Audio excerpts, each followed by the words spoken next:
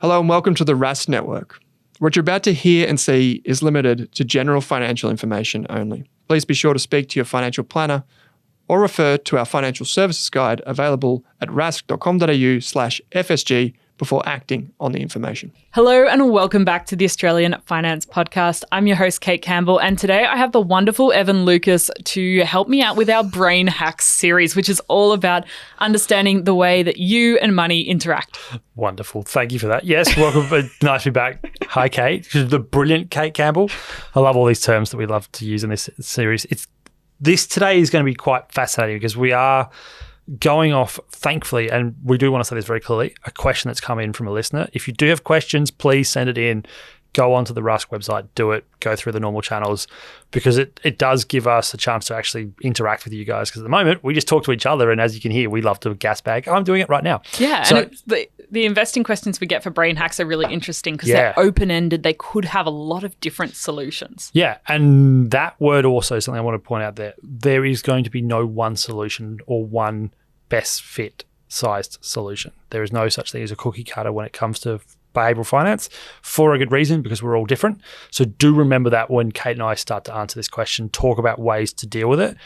We may not have actually given you not necessarily the right answer, but the method that might help you. So do keep that in the back of your mind. Right, let's do this. Let's get into it. All right. So the question is from Trigger Happy. Dear Kate and Evan, loving the Brain Hacks series. Investing psychology is a fascinating area. My question, do you have any tips or thoughts on how to manage the boring parts of the investing journey?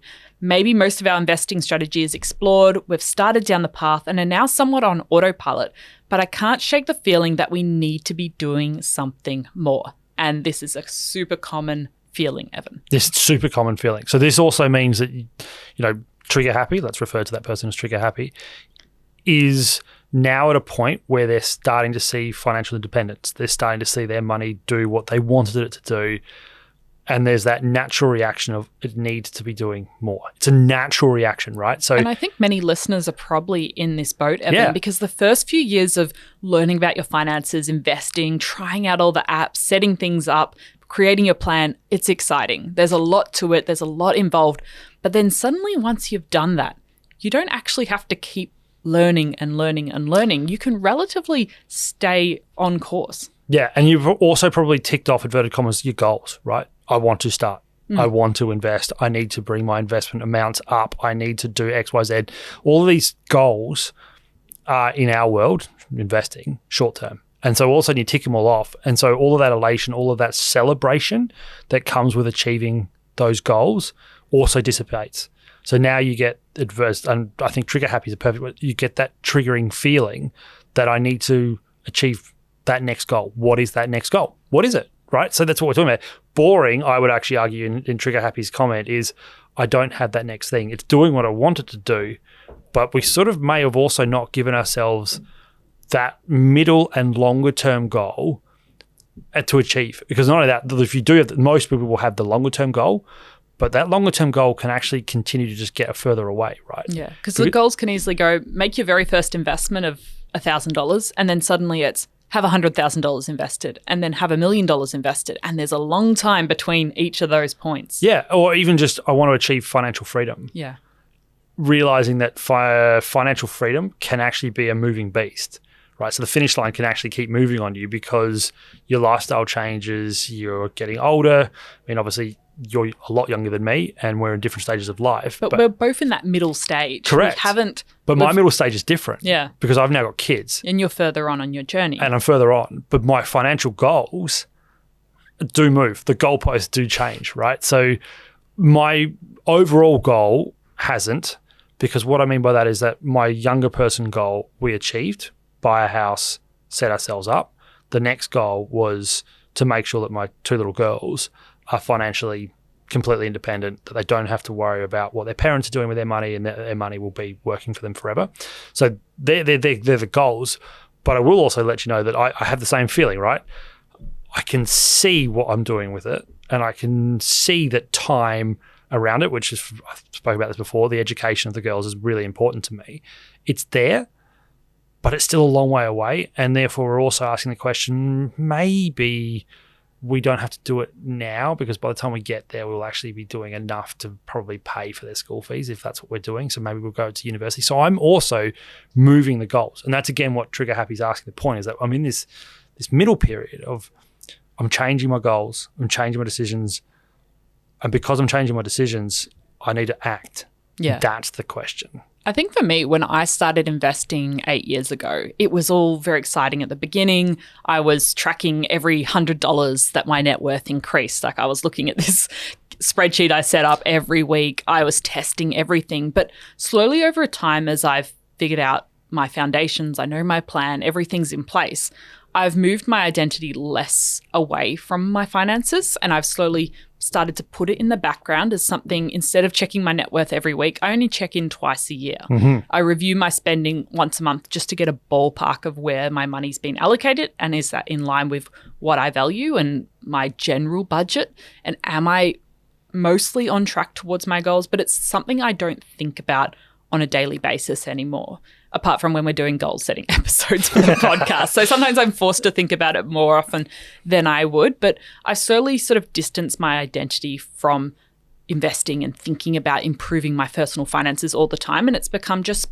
part of the background. Yeah, and I think part of the furniture. One of our points in the last month from the 5 things that we had is technology. Yeah. Right. So this is where that technology part comes into it.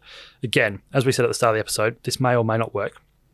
But one of the methods to get you through that inverted commas boring part of the journey is to actually then change your visualization of the journey, right? Do you actually need to have those short-term goals to keep you going? And what I mean by that, again, some of the technology now can actually show you what's referred to as your wealth speed, right? How much are you making for all of your assets and all of your expenses and all of your income?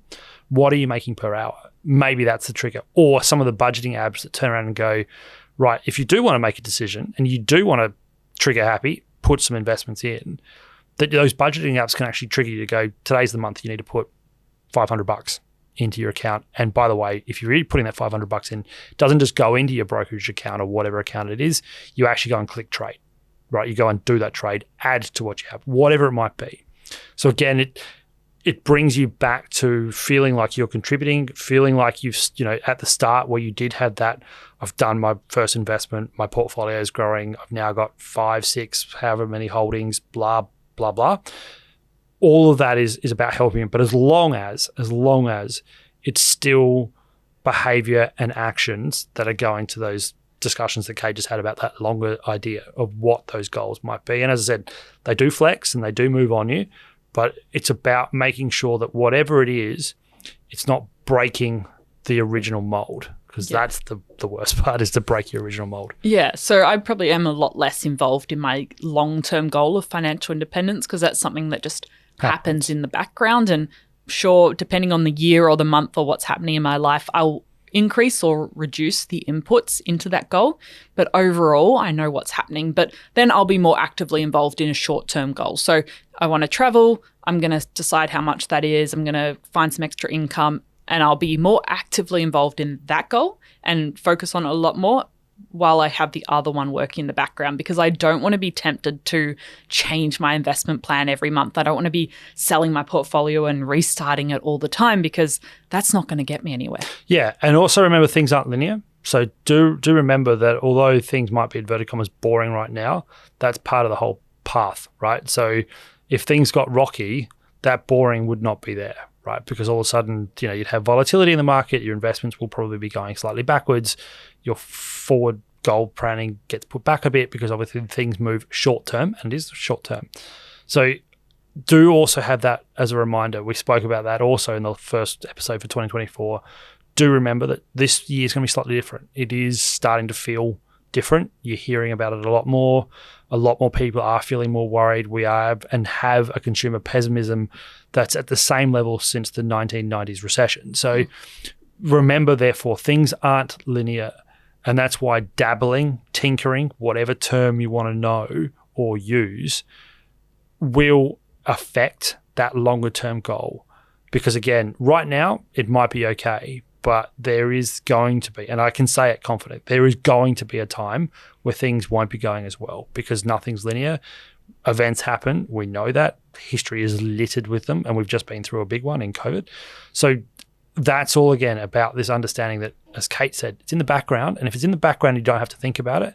That's actually one of the most achievable, like one of the best achieved goals, to have your finances working for you without you having to think about it. Because if you're not thinking about it, your mind's free to do the things that it wants to do. And if you do want to tinker and you find yourself knowing that maybe it's not going to be helpful for your finances, but it's something you really want to do, I would just think of ways that you can put some, what are those things on bikes called?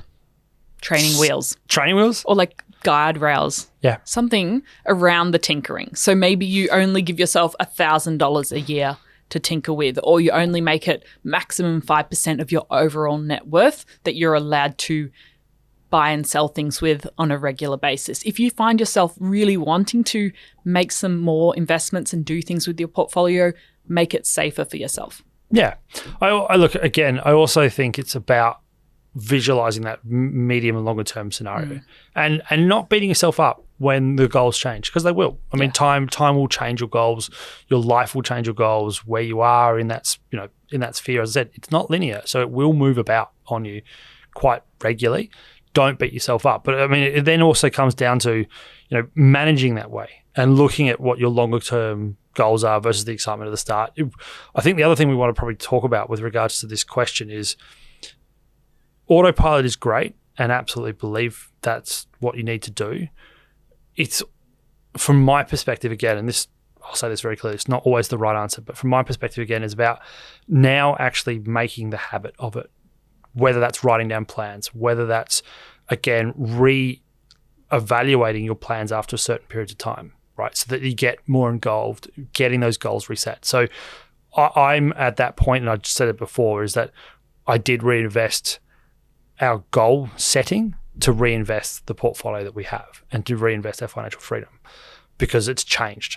And I think that may also help Trigger Happy with going, I'm in the boring phase. Is it boring because also you know that your scenario is changing, and therefore you might have to think about changing the goals of what you're trying to do?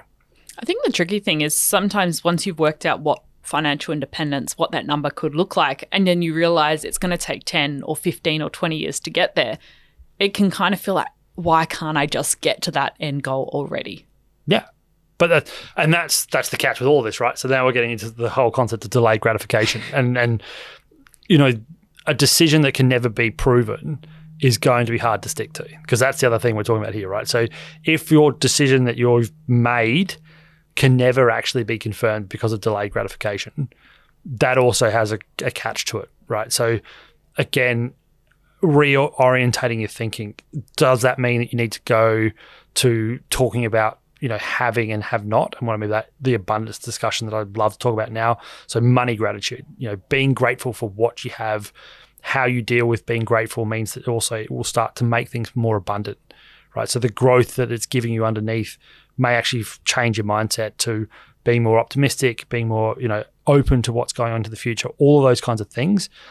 That's all part of it. But again, it's a tough one because there are so many ways to deal with it. But for me, that's how I'd go back to it, is going, okay, can I be grateful for where I'm at, what I'm doing? If I can, I therefore know I'm going to be more abundant with what I have. And then maybe even thinking about, if you are someone that really likes those financial milestones, are there some you can set along the way? Like every $10,000 that you increase towards your goal, well, can you celebrate that in a little way? Is there something fun you can do? Can you go out for a coffee and just recognize your growth so far? Yeah, and so that the perfect example. So Celebrate is known in the studies to actually sort of solidify that behavior and solidify that habit. So that, I think, is a really, really good point. And you're right. It doesn't have to be anything massive. Going out for a coffee, buying a bottle of wine, even being naughty and buying a chocky bar or whatever it happens to be, because it then, again, solidifies the behavior. It stops you from tinkering. Yeah. It stops you from getting away from the bad behavior of changing your goal or changing your financial numbers.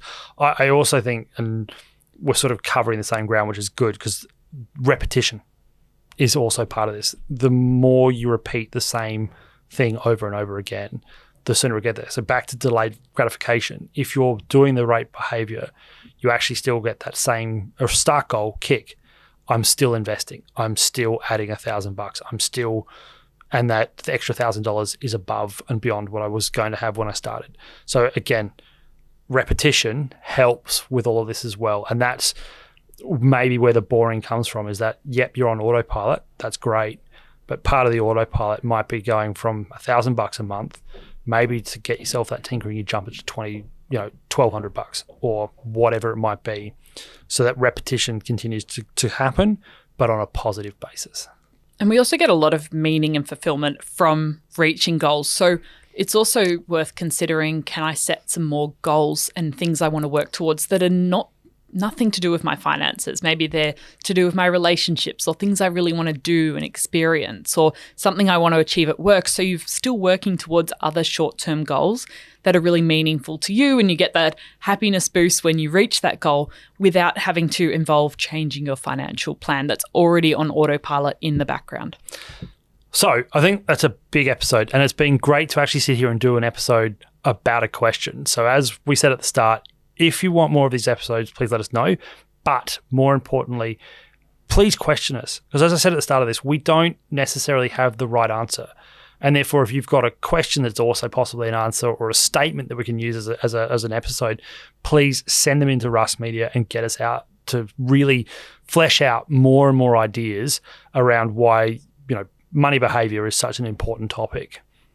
So lots of people are feeling the same way as you. So I think it's an important discussion to have. And I'll just leave you with one point I had written down, that if you find yourself wanting to make changes to your investment portfolio, come back to your original plan and ask yourself why and what value will this add. So Evan, thank you so much for joining me today. If people want to ask questions, sending their own ideas and statements, you'll find the link in the podcast player. We have plenty more Brain Hacks episodes you can catch up with in the show notes, and we'll see you in the next episode. Yeah, see you next month, guys. Thanks for watching this video on the Rask Network.